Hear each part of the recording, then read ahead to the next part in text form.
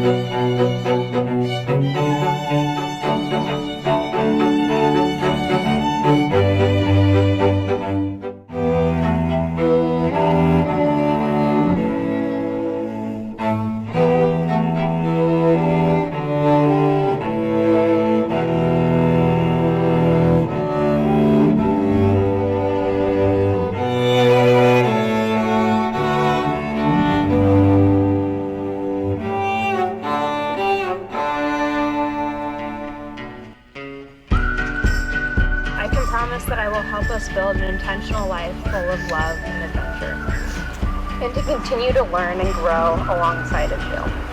I promise to push you forward, but always support you in living the life you want, and to remind each other to enjoy the present moment. Thank you for giving me the most important thing in life, to truly love and be loved completely in return. I am honored to spend my life by your side. I've said this before and you didn't believe me, but you truly are a role model for me. You take us both out of our comfort zones, and that is why our relationship has grown into such a strong entity. Because of this, I promise to keep our relationship out of the comfort zone. I promise to keep making it stronger, to always build on it, and to keep freshness and adventure coming to it.